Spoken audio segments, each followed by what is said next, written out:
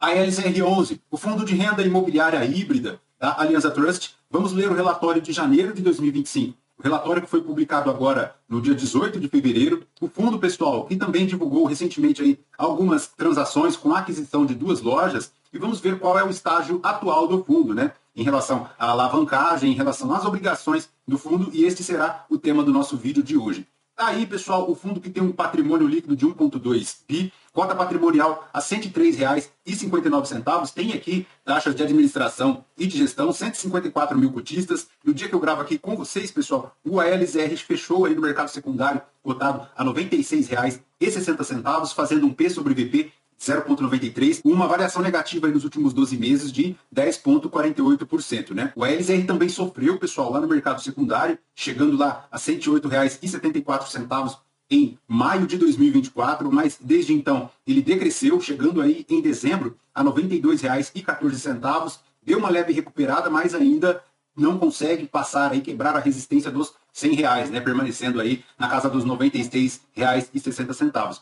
A última distribuição do fundo, pessoal, foi de 80 centavos e meio, né? Com pagamento agora para o dia 25 de fevereiro de 2025, fazendo um yield aí de 0,82 na cotação da Datacom. Voltando aqui para o relatório, pessoal, nos comentários da gestão, aqui em relação a janeiro, a gestão comenta que os aluguéis dos imóveis da Air Liquid, da Decathlon e da Globo foram corrigidos pelo repasse inflacionário dos últimos 12 meses, que é o IPCA, né? Em mais 4,83%. Muito positivo.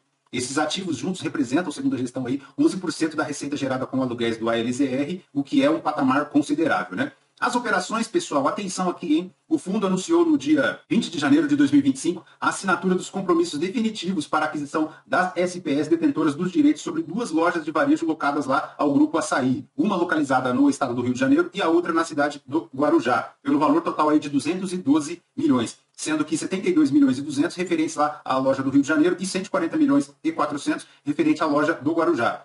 Segundo a gestão, a aquisição da loja do Rio de Janeiro já foi efetivamente concluída a partir do desembolso inicial aí de 10 milhões, mas a assunção pelo ALZR do saldo devedor aí da operação de securitização já existente. Para o Açaí Rio de Janeiro, pessoal, a loja, segundo a gestão aqui, já se encontra em operação desde dezembro de 2023, né? Com um ano e 3 meses aí. E possui uma área construída de 12 mil metros quadrados e uma área de terreno de 31. Excelente, porque é possível aí a expansão para agregar dentro do terreno aí lojas, né? Como de pet shops, as lojas aí de perfumaria, também é possível academia, tá? É um movimento que vem crescendo aí dentro desse segmento de lojas atacadistas, né, com terrenos agregados aí à construção, o que aumenta demais a valorização do imóvel e agrega valor ao cotista, né? Porque aumenta consideravelmente também as receitas com a locação. Em relação à loja Açaí Guarujá, que foi inaugurada agora em dezembro de 2024, bem recente a loja, né? Possui aí 17 mil metros quadrados em uma área de terreno de 63 mil metros quadrados. Muito interessante, né? Situada aí numa região privilegiada lá do Guarujá.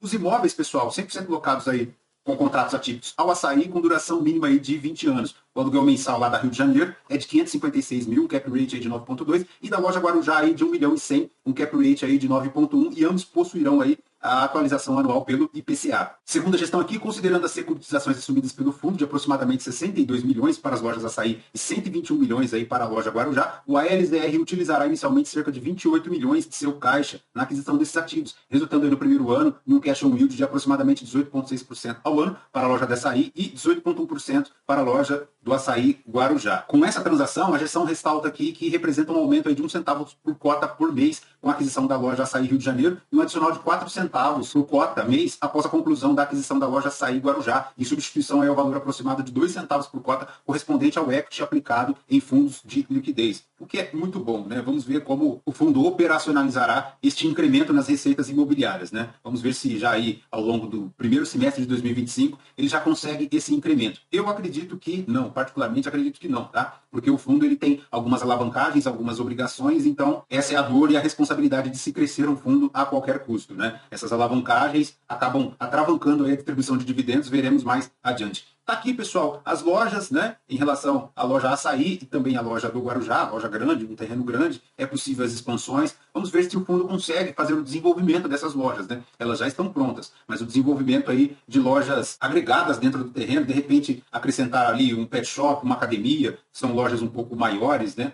Que tem demanda por consumo, né? Já que essas lojas grandes elas têm uma circulação de pessoas considerável, então esse fluxo de pessoas é importante também para as academias, para os pet shops, o que é bem interessante, né? Com esses contratos, a gestão ressalta aqui que os contratos atípicos do ALZR passou a ser aí um prazo médio de 10,2 anos. Pessoal, um outro destaque aqui também é a securitização de recebíveis aqui do CD do Mercado Livre de Ribeirão Preto, tá? Segundo a gestão, em fevereiro aqui de 2025, anunciou aí uma operação de securitização dos créditos dos aluguéis do CD Mercado Livre aqui de Ribeirão Preto, cuja conclusão da aquisição se deu em outubro de 2024 pelo ALZR. A securitização, pessoal, financia aí 75 milhões do valor da aquisição do imóvel em um prazo aí de 12 anos, ao custo médio aí de 7,75 ao ano, e como resultado, após a operação, o ALZR adquire o ativo utilizando efetivamente cerca de 69 milhões do seu próprio caixa. O saldo devedor será corrigido aí anualmente pelo IPCA e possui um fluxo de amortização totalmente alinhado aí ao fluxo de recebimento de aluguéis. Então, são aquelas securitizações casadas, né? A operação de securitização casada com o aluguel do imóvel, permanecendo para ambas as transações as mesmas condições, né? Essa operação ajuda o fundo aí a não desembolsar tantos valores assim para pagar a securitização, tanto é que a utilização efetiva será de apenas 69 milhões dos 75 financiados. O ALZR também encerrou o mês com 23 imóveis amplamente diversificados no portfólio, tem aí a posição em caixa de 217 milhões, ou o equivalente a 17% do patrimônio líquido, a distribuição aí na casa dos 80 centavos, né, pessoal? Em relação ao guidance, pessoal, a gestão comenta aqui que para o primeiro semestre de 2025 passará a divulgar semestralmente a projeção, ficando aí na margem entre 79 centavos e 81 centavos por cota ao mês. Segundo a gestão aqui, esta distribuição não considera os resultados advindos da venda de ativos. No volume médio diário de negociação, pessoal, chegou aí na casa dos 1 milhão e 300, fazendo 154 mil cotistas. Já para a DRE, pessoal, ele fez aqui para janeiro de 2025 11 milhões de receitas subtraídas às despesas, um resultado caixa aí de 9 milhões 952 mil, o equivalente a 81 centavos por cota, tá? Em relação ao histórico de distribuição, pessoal, a distribuição mínima foi de 71 centavos lá em julho de 2024, e logo teve uma recuperada voltando aí à casa dos 71 centavos, né? Tá aqui a decomposição do resultado caixa do mês. Pessoal, em relação aqui ao fluxo de caixa projetado,